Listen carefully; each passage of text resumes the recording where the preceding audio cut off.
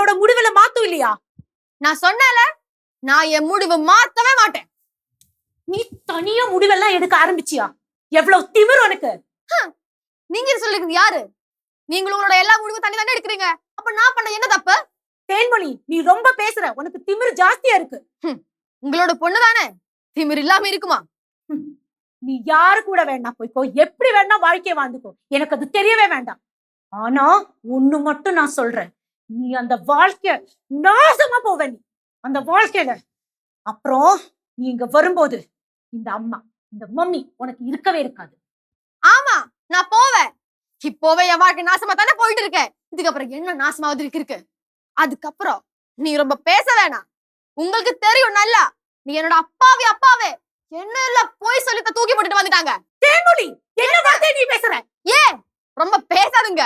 எனக்கு தெரியும் உங்களோட பொய் முகம். நீங்க என்னோட அப்பாவோட வாழ்க்கை நாசம் பண்ணிட்டீங்க. இப்ப என்ன பண்ண பாக்குற? என் வாழ்க்கையை நாசம் பண்ண பாக்குறியா? வார்த்தையை அளந்து பேச தேன்மொழி. இல்ல, நான் பேசுறது நிறுத்த மாட்டேன்.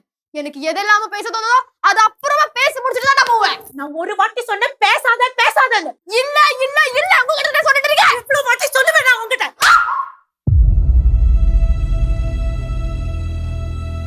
நீங்க நடிச்சிட்டீங்கல.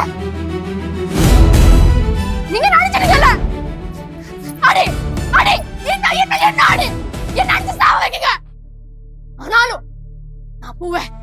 நீங்க சொன்னால சரிதான், நான் போவேன். எனக்கு பிடிச்சா கிட்ட நான் போவேன். என் வாழ்க்கை எனக்கு தோண மாதிரி நான் வாழுங்க. சொல்லுக்கு நீங்க யாரும் கிடையாது. என்னோட வாழ்க்கை, என்னோட முடிவு. எனக்கு எது நல்லது தோணுதோ அதைத்தான் நான் செய்வேன்.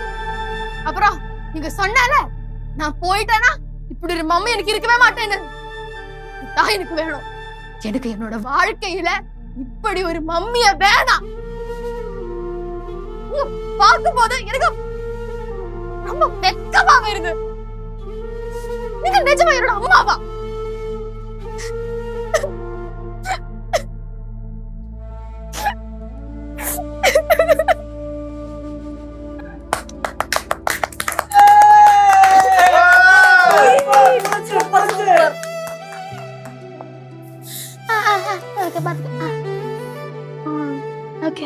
ഇതെന്തോന്ന് അഭിനയം! എന്തോ ഈ കാണിക്കുന്ന അമ്മയും മോളും കൂടെ?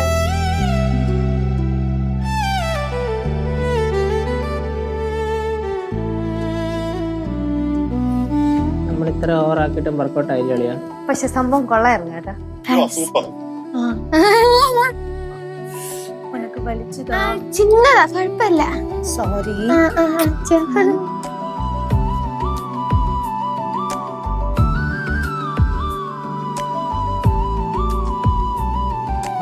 ശിവ കേട്ടോ, അമ്മൂമ്മയുടെ പുറകെ നടക്ക. പക്ഷെ അമ്മൂമ്മയാണെങ്കിൽ പിടിയും കൊടുക്കണ്ട. சிவா எவ்வளவு நல்லா நடிச்சா. அவளோட நடிப்பு பார்த்துட்டு நானே அசந்துட்டேன். അത് പിന്നെ ആറിനെ അനിയത്തി മുല്ലപ്പൂമ്പടി ഏറ്റി കിടക്കും, കല്ലിനുണ്ടാവും സൗരഭ്യം. ആന്റി അടിപൊളിയായിട്ട് ചെയ്തു കേട്ടാ. ഞാനൊരു കാര്യം പറയട്ടെ, അവളുടെ അമ്മയായിട്ട് ആന്റിനെ കാസ്റ്റ് ചെയ്യാൻ പറഞ്ഞാല പടത്തില്. ஐயோ, அதெல்லாம் வேணாம் லட்சு. அப்படியெல்லாம் நினைச்சாலே எனக்கு வெக்கமா இருக்கு. ഓരോന്ന് ഒപ്പിച്ചോണ്ട് വന്നോളും. സിനിമയിൽ അഭിനയിക്കാൻ പോണം.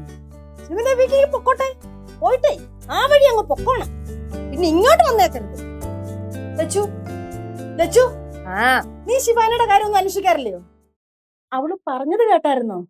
1 മാസത്തെ ക്യാമ്പിന് പോണോന്ന്. അതും വീട്ടിൽ നിന്ന് ആരും ചെല്ലരുതെന്ന്. എന്റെ പുറവിന് നടക്കുവാ. മിക്കവാറും എന്റെ കയ്യിൽ നിന്ന് മേടിക്കും. എന്തോന്ന്? എന്റെ കയ്യിൽ നിന്ന് മേടിക്കുമെന്ന്. അമ്മ ഒരു കാര്യം ചെയ്യാമ്മ, എന്നെ തല്ല് കൊല്ലങ്ങോട്ട്. അയ്യോ, ഞാൻ തല്ലാനും കൊല്ലാനും ഒന്നിനും വരുന്നില്ല.